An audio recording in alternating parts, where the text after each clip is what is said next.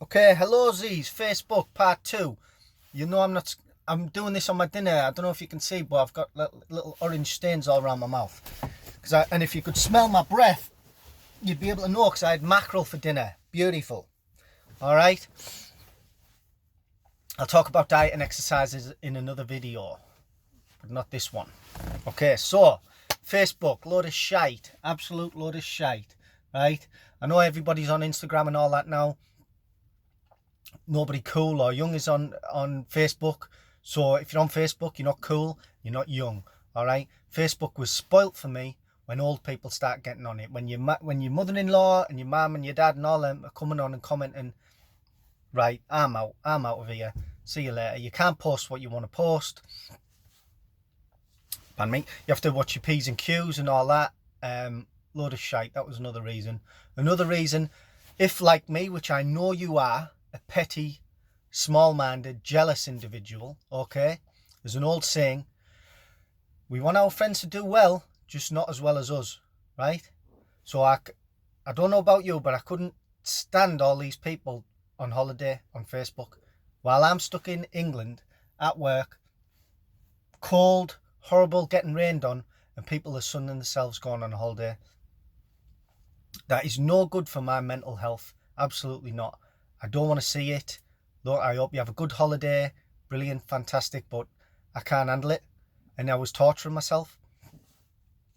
And it was making me feel bad about myself, seeing these people's great lives, you know, because we know everybody knows it's not a new thing to say, that it's like, sorry, you can totally tell I've just had my dinner, can't you?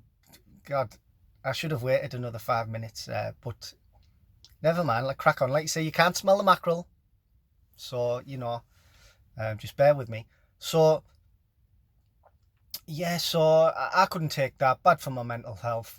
Now, I don't know how fantastic other people's lives are, so I'm not comparing it all the time, okay, which you do subconsciously. Now, fair play if you can handle that. I couldn't. It was bringing me down.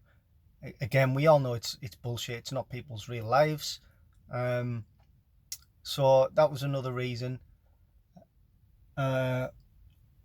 Then what else? Nora, what you doing? Are you on Facebook? What you doing on there, right? Why are you posting about Joe Biden being a paedophile? Sort yourself out. Look, close the laptop, put the phone down. But you know what happens? She does that, right? And she looks up and there's a cup of tea gone cold. The oven's broke. The house could do with a lick of paint. You're letting your life go to shit. That's why you're on Facebook and you're trying to solve world conspiracies. Just give the house a tidy, put a lick of paint on it, get the oven fixed, right? And then you can get back to cracking the case, the worldwide conspiracy, Nora. All right? But just admit to yourself that your life's shit and you're looking for excitement. And that's what the internet and Facebook and all that, that's what it's given us, isn't it? It's given us those likes every 5 minutes. We need those likes. We need to hit the crack pipe. No, put the crack pipe down. Live in the real world. Look out the window. We know it's hard because it's shite out there. I'm looking at a grey sky now. It's raining. It's miserable as hell. Right? I should be getting my crack pipe fix, but I'm not. This is what life was for thousands of years. Absolutely boring. Absolutely shite. Let's get a bit of that. Let's start rewiring our brain again so we can get a bit of, attention span back. You know what I mean? It's good to just, and we're never going to come off the internet, but I think Facebook overall, we should come off that. We know it's a load of shite.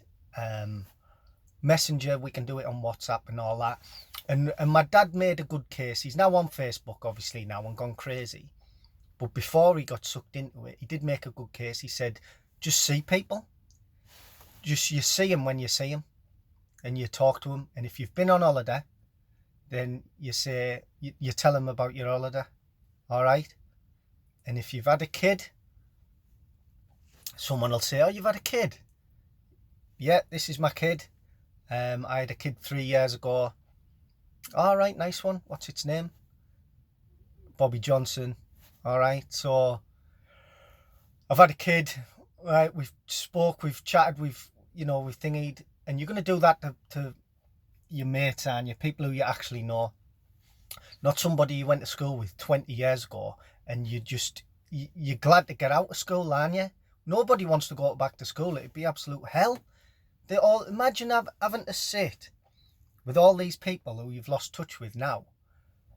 You know, imagine having to go. No, we left school for a reason. We went off. We were confined in a room with all these people. Don't get me wrong. I think, I'm still friends with some people I went to school with and all that, and most of them are sound. But we were confined in a room, weren't we, with these people, right? And we broke free. Why do we want to climb back into the room through the medium of Facebook to see what these people are doing now? If they're all living shit lives and they're all living average lives like we all are, right? That's not interesting. If they're all millionaire space cowboys, right? Then I don't want to know that either, because it's going to make me feel bad about what I'm up to, is it? You know what I mean? So Facebook, bye-bye. Mond life.